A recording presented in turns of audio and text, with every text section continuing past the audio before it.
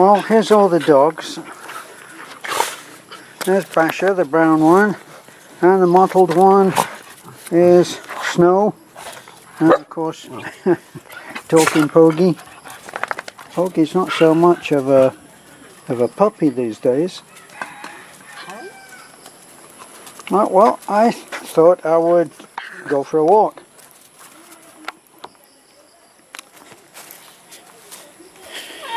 Sometimes just to go for a walk is a good idea.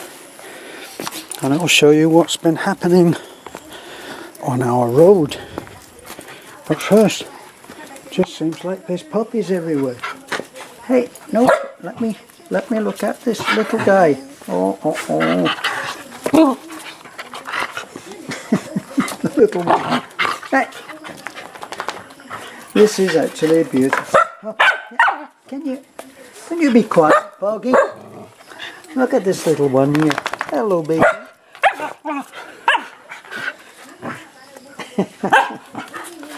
Well, as you can see, Boggy's no puppy anymore. He's almost as big as Basher, who was the biggest dog.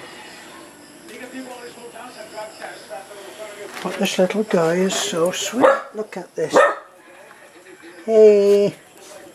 I don't know what his name is, probably giraffe or something like that, or rhinoceros. Something that's short and catchy, according to Beth. Hey! So we've had pretty heavy rain, and it kind of washes everything down and out. So look at this, now I'll have loads of people telling me, I don't know what the heck is all of this? This is all blown down from the rain. Another piece there. And another one there.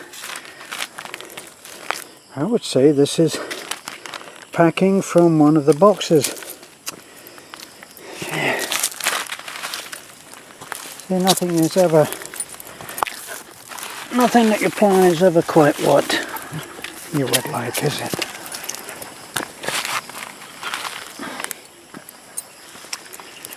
Okay.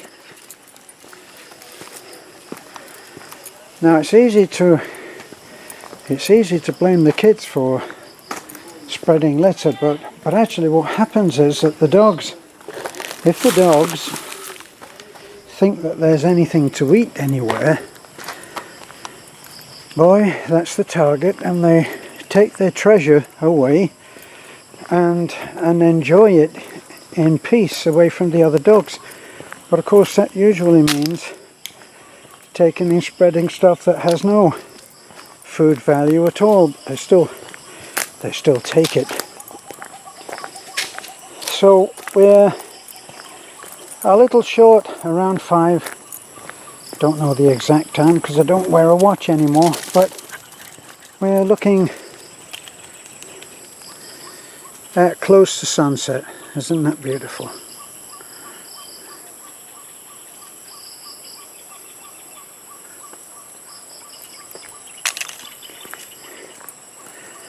It looks like all the dogs are going to come with me.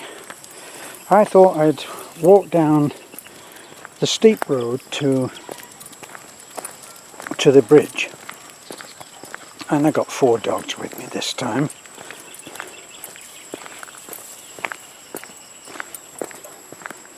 Hey, come on, and look at how look how tall the grass goes.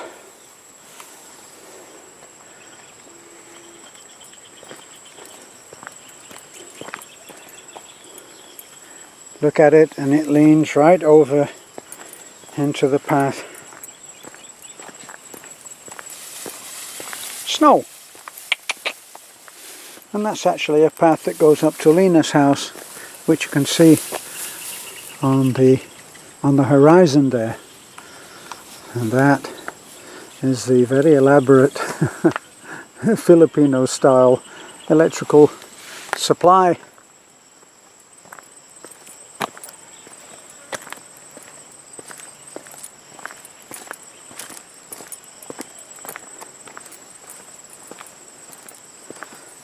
and our very steep path. Someone had said if you go down to feet level, you can really see how steep that is. I still don't think it does it. Nothing like walking it to find out how steep it is. And you would hate this to be slippery, I can tell you. Can't believe that for close on 50 years, Nanai walked this down every day, or most days, and she walked down. Now, can you see how high this is? We're looking, so here I am, give you an idea. Here I am at head height. So we're looking at the grass being 6 feet. And in the old days, this used to be much steeper because there was no bridge. And the bridge has brought up the level so that you're not actually walking down to the creek. You're walking down about 6 feet above the creek, or maybe 6 feet.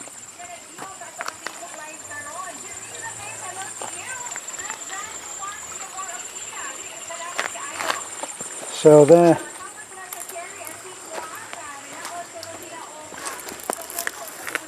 if you look there, well, this used to be what, as soon as I came, I used to ride down to the creek, and that would be a lot taller on both sides. So it felt to me like it was a tunnel. So we still call this the tunnel, but it only used to be wide enough for the carabao towing a bamboo sled to get up there. And all of this here from about this level here, so it was roughly at max about 4 feet wide, and it used to wend its way right up there and right up to the house. But it wasn't all the tunnel. When it reached that first tree where you bend and turn left, then that was the end of the tunnel. But it used to go right down to the creek. So we did a little digging out to help the water when we've had some very short-lived but torrential rain. And what it was doing is it was bringing some of this soil, and it was dropping it right there on the bridge, and you can still see some of it even though it has been cleared quite a bit. So as soon as it rains, everything becomes very thick vegetation, and those are the rice fields now, and they go right up. And that noise you can hear, that's Manorado's house, and he's up there, and it actually sounds like there's a load of kids there, but I'm not sure about that. No, it's the radio.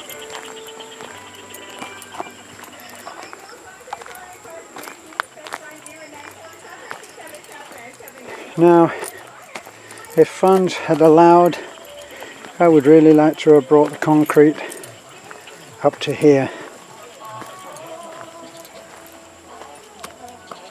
There's the road disappearing around a curve, and I would have liked to have brought the concrete up to here. As you can see, get some heavy runoff here, and it's taken it right down. Would have been nice to have had the concrete to here, but funds didn't allow. And now we're going up, and all of the runoff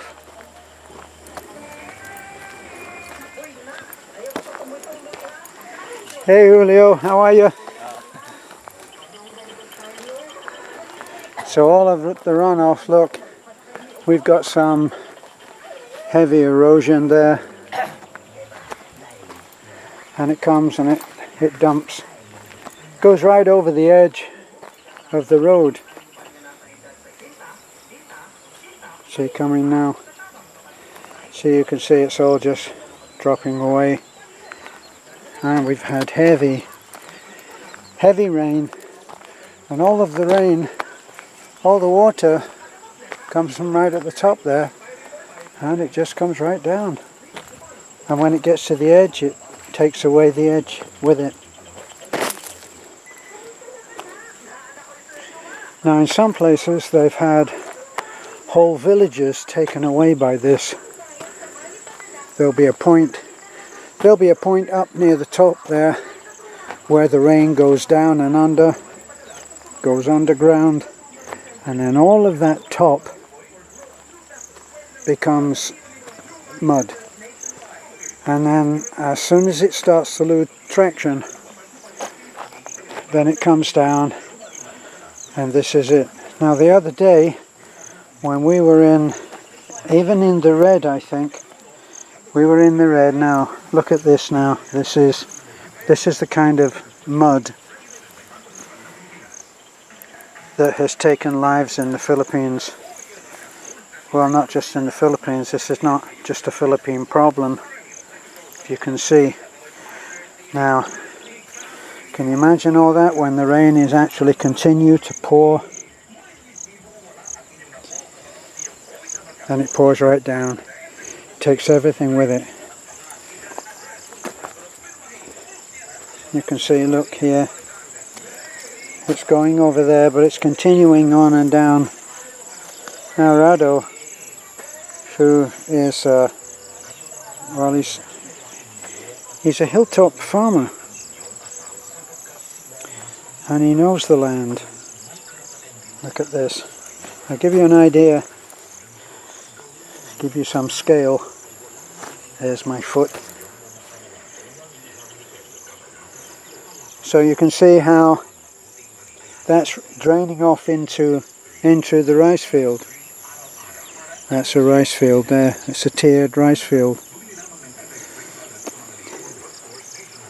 And look, the same here. Now we were driving along, and what happened was the camber of the road, look here, the camber of the road goes off to the left, and it dips where all of that mud has come down there, where you can see that coconut. And we slid off to the side. And as soon as the further we got, the further we got. And we went right down into that, and we had to dig ourselves out. We had to call the digging machine Manarado, and he came out. He came and dug us out, but look how severe that is there.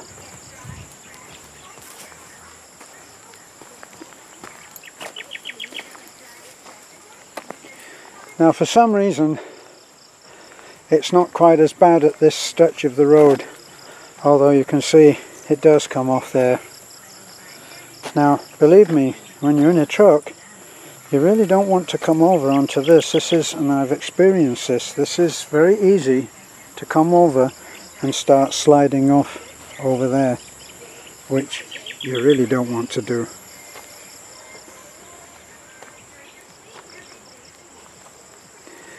But there's hardly a breath of wind.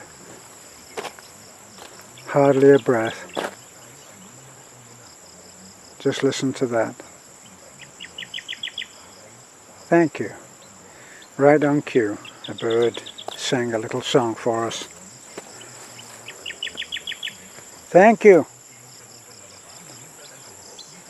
That's the lumboy tree there. We came, and underneath the lumboy tree is one of the carabaos. Not sure whether that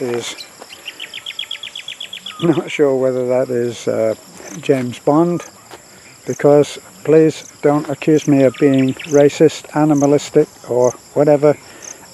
They all look the same to me. Now look at this, for an absolutely beautiful blue sky. And right above,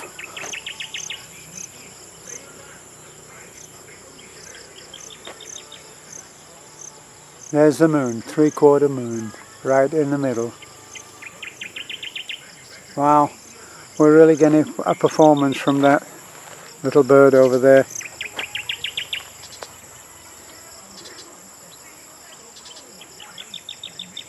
Ah, There's the answering call. Right now, he's the big mouth or the big beak. And then there's another one over here. He's responding.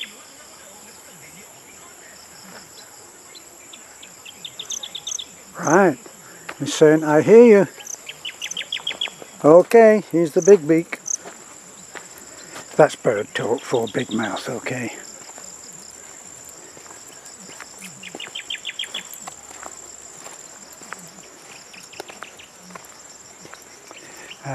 Look at all that new tall grass. Isn't that beautiful?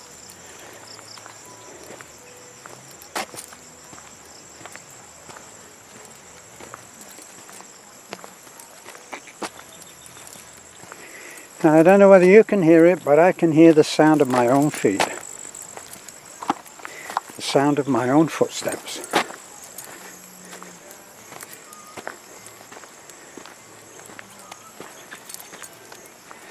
So I'll have to gauge my walk this evening so that I don't end up walking back in the dark. Because we have to think about the whack-whack. See, look at all of that. There's a lot of erosion there.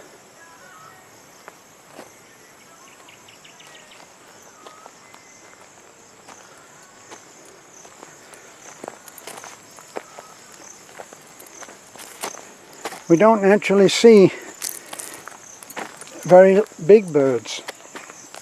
Occasionally I'll see a friend of the carabao, and a friend of the carabao will show up, and that's a white heron. They're not unknown, but they seem to be scarce. I don't spot them very much, whereas I used to see them all the time, in flocks of them in Florida, where of course they are the true snowbirds, I'm guessing. So here we are at the Gemelina tree. I always find this funny that we're walking through land that we never think of as anything but ours, but of course it's not ours. It's a common road. Hey, warrior! Warrior! You came in with me. Are you going to keep me company? This is my warrior dog. Look at him. Oh, look at you. Look at that face. Huh? What adventures did you get into getting that face, eh? Come on then. Let's go. Now you must have chased me. Chased me to get here. Now what I have noticed, oh, what was I talking about rambling on here? I'm looking there. That's a Gemelina tree. Gemelina tree is a very good tree for second to the tugus, which is very, very hard. And the tugus is the tree of choice for providing the support columns on each corner of a house, a simple house that is. But all of the short support posts that support our house, the red house, are all tugus. And the termites don't like the tugus. And then second to that is the Gemelina. Wow, sky is really beautiful. Look at these. Can you see those streaks? There's a streak there. I'm following that streak up, and it leads up almost to the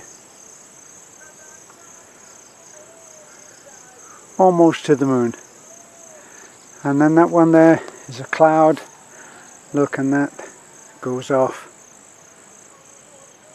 And it goes off. Now can you hear how quiet it is? It's just so beautiful.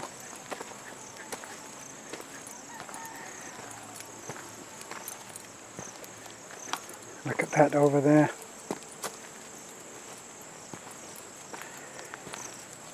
Now this is the old road. Look, before we had the grader come in, this used to be the road. Oh wow. Mother Nature says, I just loaned it to you. Now I'm taking it back. And she's taking it back. I think this is why the American Indians and the Aboriginals of Australia and other indigenous people who wander the land rather than own it. That's why they say that they don't own the land. Even Beth, I talked to Beth once and she pointed out, we used to have, before we had running water, we used to have to walk down to the well. And we had two wells on top of a hill. On one side of the hill was drinking water. Well, off one side of the hill and walk down would bring us to a well that had drinking water. It was sealed off and we didn't do anything down there other than draw clean drinking water. And to those who are very much into making sure that everything is pure, I'll tell you now, answer your question, no, we didn't have it tested, and they've been drinking from it for 50 years, and apparently it hadn't done them too much harm.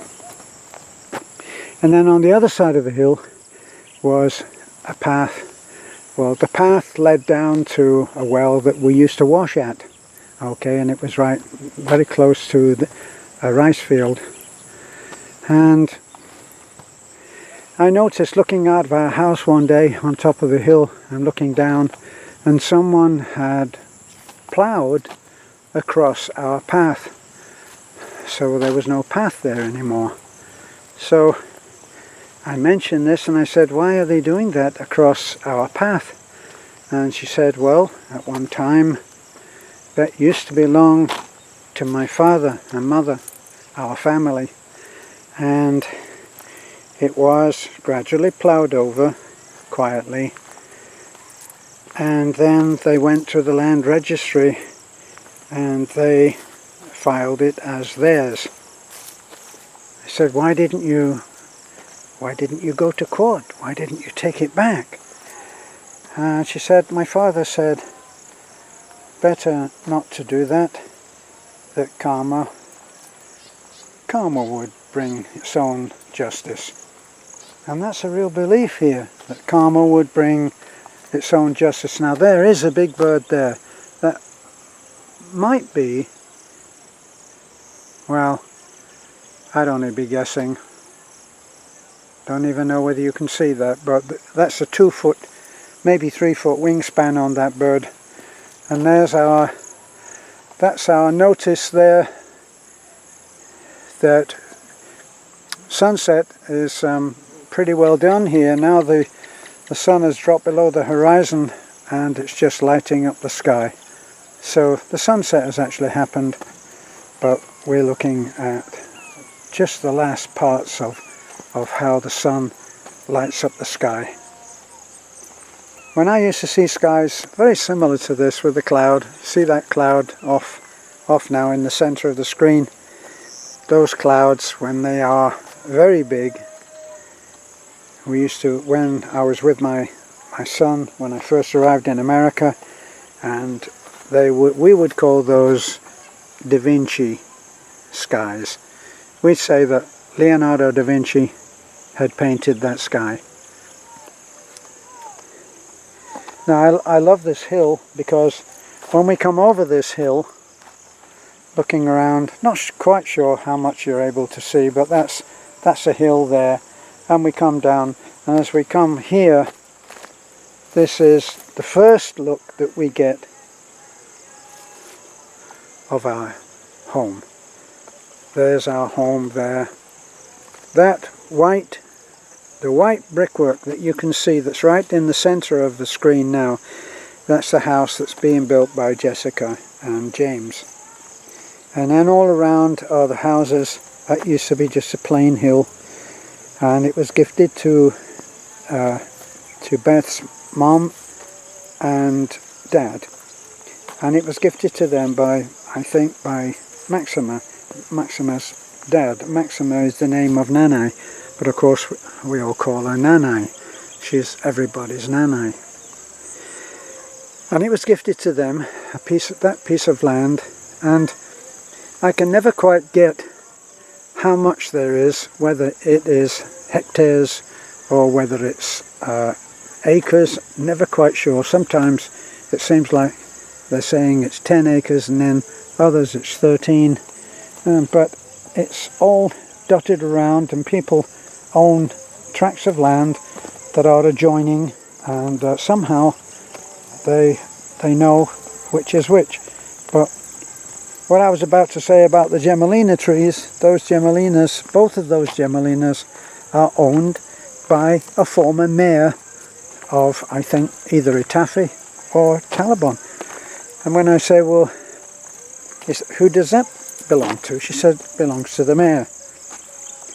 I guess once you've been the mayor, you stay the mayor for life. That's what people think of you. So obviously we're on our way back now, and this has been probably one of my boring meanderings on the road. Okay. I do love it here.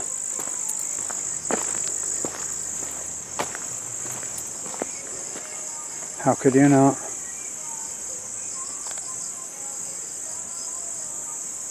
Up there, right on the top, those spreading hands and branches, that is a whole plantation of palm plantation, and they still harvest that, but it's kind of been allowed to go. As they say, that one there is the lumboy tree. Lumboy tree was where Beth did one of her dances and she had planned, oh no, that's not the lumboy tree, sorry. I get a storm of protest now. That's the lumboy tree, the rounded one. That's where I think James Bond hangs out a lot of the time.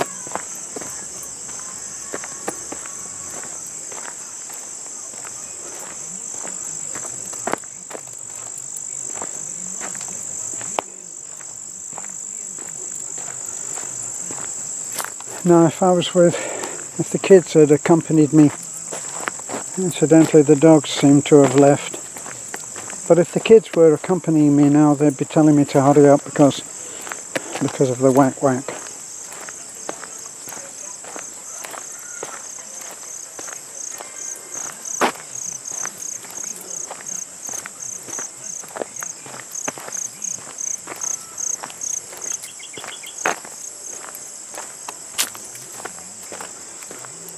And when we're coming home, it is so dark because here's the evidence of James Bond. Those are James Bond's footsteps. Look at that. Give you an idea how big. Am I showing it to you? There. There's my foot. And there's James Bond's footprint.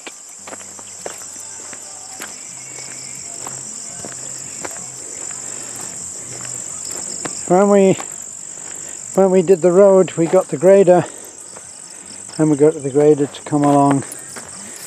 See how quickly, look. Who knows, that may have been James Bond. Now if this was an American movie, I'd be down on one knee and I'd be doing this with the soil and saying, yes, I'd smell it and I'd say, yes, they came through here 6 hours ago and there were 4 men on horseback. But as I'm not, then I'm just going to plead insanity. So this is where we begin really to see Rado's house there, and then that light up there going up, a light in the center, that's Lena's house, and then the next light along that you can see in the very center of the frame, that's on the top of the hill, that's our house, or maybe Nanai's house. And then here, that's Julio's house, and we'll be passing Julio's house in a minute or two.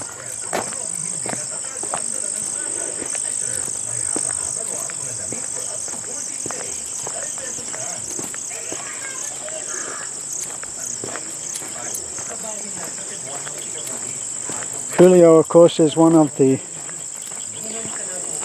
Superman team, and we try to keep the Superman team busy. It puts food on the table of yet another family. He's actually a very industrious man because he makes use of this land here. And in the Philippines, you can approach someone about their land, and you can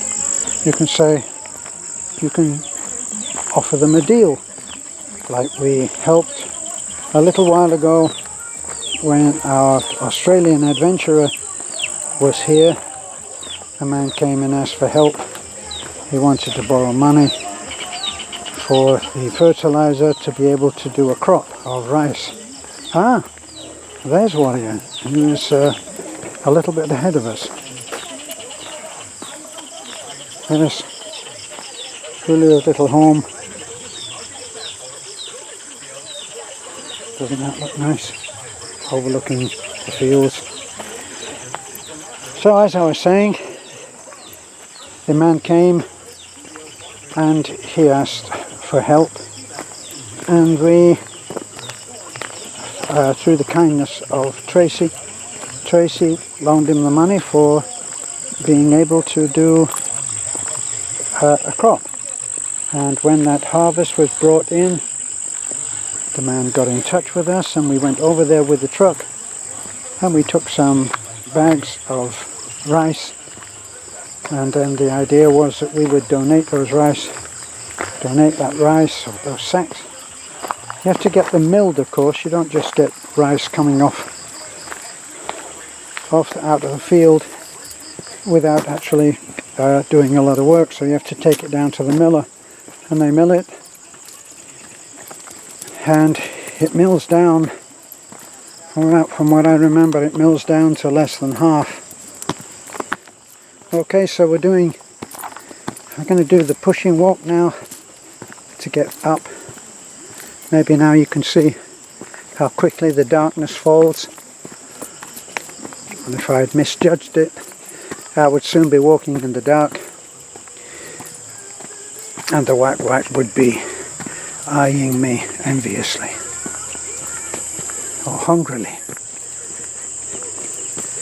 Warrior!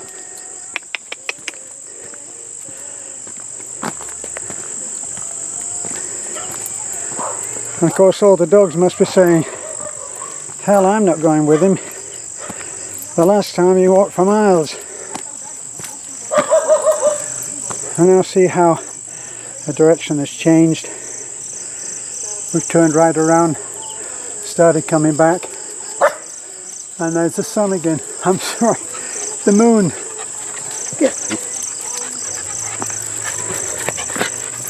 Come on.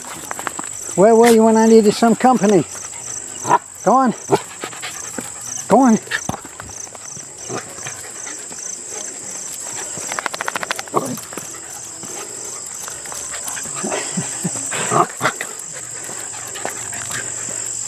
Now the little puppy there is the one that gets bullied the most. I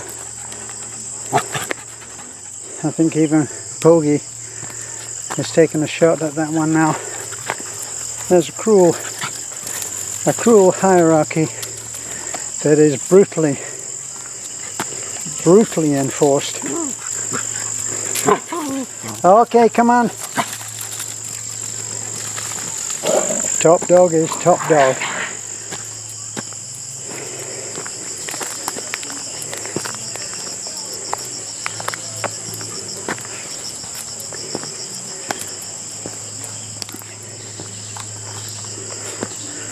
Well, that's my home.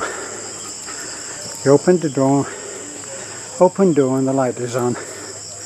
So it's welcome home for me, and it's a good night for you. Thank you for being with me. This is A Foreigner in the Philippines.